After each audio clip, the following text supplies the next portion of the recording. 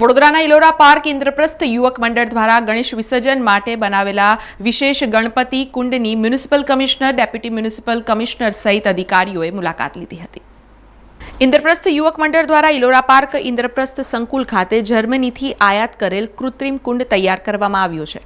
અત્રે ઉલ્લેખનીય છે કે વડોદરામાં સમગ્ર ગુજરાતમાં સૌથી મોટું ગણેશ વિસર્જનનું આયોજન કરવામાં આવતું હોય છે. ઇન્દ્રપ્રસ્થ દ્વારા બનાવેલા ગણેશ કુંડમાં 3200 જેટલી નાની મોટી શ્રીજીની પ્રતિમાઓનું વિસર્જન કરવામાં આવ્યું છે. અનંત ચતુર્દશી માટે ઇન્દ્રપ્રસ્થ યુવક મંડળ દ્વારા છેલ્લા 5 વર્ષથી શ્રીજીના વિસર્જન માટે વિશેષ વ્યવસ્થા કરવામાં આવી છે. પવિત્ર નદીઓના જળ મિશ્રિત પાણીનો વિશાળ કુંડ બનાવવામાં આવેલો છે અને મૂર્તિઓ કૃત્રિમ કુંડમાં વિસર્જન થાય છે. અહીં ફુલહારમાંથી કમ્પોસ્ટ ખાતર પણ બનાવવાની વ્યવસ્થા કરાઈ છે.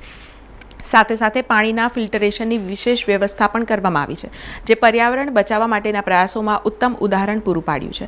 ચાલુ વર્ષે ભારતીય આર્મીએ કરેલા ઓપરેશન સિંધુને યાદ કરીને અહીં ખાસ શક્તિ સ્થળ તૈયાર કરવામાં આવ્યું હતું, જેમાં ભક્તો આર્મીને બિરદાવતા સ્લોગનો પણ લખી રહ્યા છે. ગતરોજ વિસર્જન દરમિયાન વડોદરા મહાનગરપાલિકા municipal commissioner Arun Maheshbabu, deputy municipal commissioner Gangasingh સહિત અધિકારીઓ તથા વડોદરાના પૂર્વ સાંસદ રંજન ભટ્ટ સહિતે કૃત્રિમ તળાવની મુલાકાત લીધી હતી. મ્યુનિસિપલ કમિશનર અરુણ મહેશબાબુએ કૃત્રિમ કુંડની સરાહના કરી હતી. બહુ સારી રીતે નવું ટેકનોલોજી એડોપ્ટ કરીને કરી રહ્યા છે.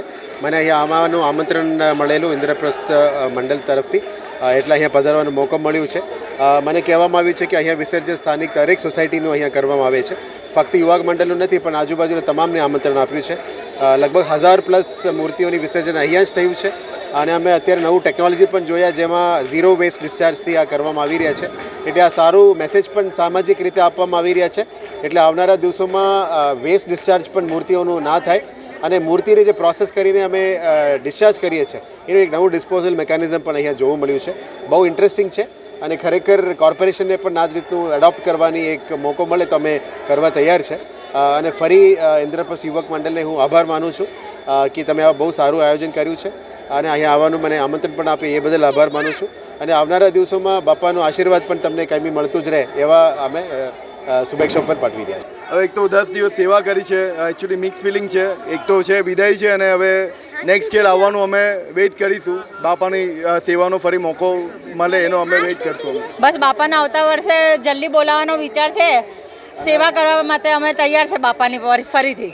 સમાચારોના સતત અપડેટ માટે TNN ન્યૂઝને YouTube પર સબસ્ક્રાઇબ કરી બેલ આઇકોન પ્રેસ કરો અને અમારી સાથે જોડાયેલા રહો Facebook, Instagram અને Twitter ઉપર.